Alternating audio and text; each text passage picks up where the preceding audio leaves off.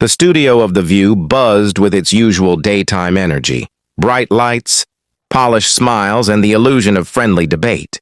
Kevin Bacon sat upright in his chair, hands folded calmly, prepared for what he thought would be a routine interview about his latest project. Joy Behar leaned forward, her tone sharp beneath a casual smile.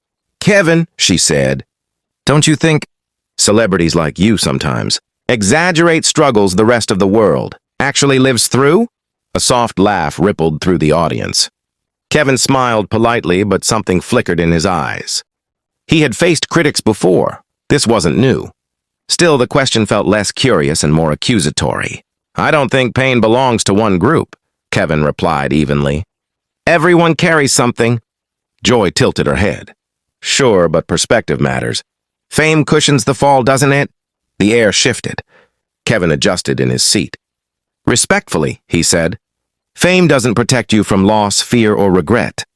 Joy crossed her arms. "But it does protect your bank account," the audience murmured. Kevin's jaw tightened. Years of personal battles, family struggles, quiet griefs. Moments far from cameras, pressed against his chest. "This conversation isn't about money," he said, voice firmer now. "It's about being human." Joy raised an eyebrow. "Then let's be honest." That was the spark. Kevin leaned forward, eyes locked on hers. The studio lights felt suddenly harsh, the silence heavy. For the first time, the conversation no longer felt like television. It felt personal and live. Kevin exhaled slowly, trying to steady himself. But the more Joy pressed, the more the weight of years rose to the surface. "You talk about privilege," he said, his voice rising just enough to cut through the room. "But you don't get to decide whose pain counts." The audience fell silent. Joy responded quickly. "No one said your pain doesn't count. I'm saying context matters." Kevin shook his head. "What matters is empathy. And this," he gestured around the table, "this feels like judgment, not dialogue." The hosts shifted uncomfortably. Producers waved subtly from off-camera. Joy leaned in again. "Are you saying I lack empathy?" Kevin's restraint cracked. "I'm saying you're turning real experiences into sound bites," he snapped. "And I won't reduce my life or anyone else's to make a point on daytime TV." Gasps echoed through the studio. Joy stiffened. "That's unfair." Kevin stood up. "For years I've stayed quiet," he said, voice shaking now, not with anger but truth. "Because men are told to absorb it, smile, move on.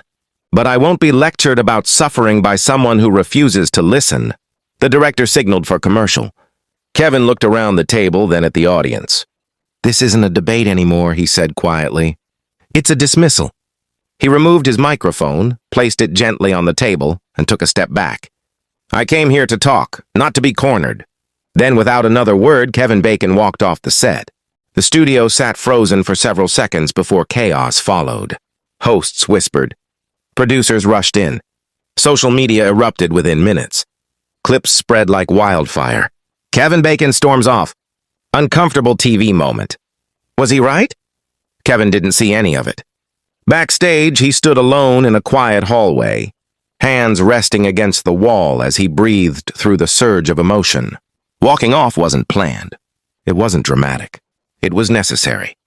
A young crew member approached carefully. "Sir, I just wanted to say thank you. That meant something." Kevin nodded, offering a tired smile. "I hope it did." Outside, the city moved as usual. Cars passed. People laughed. Life continued, unaware of the moment that had just unfolded on live television.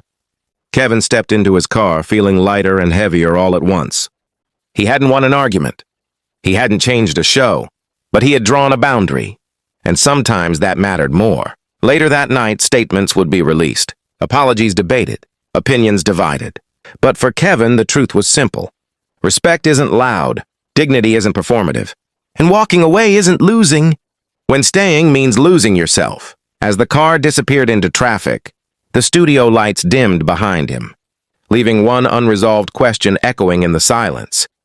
When conversation turns into confrontation, who really has the courage to stop it?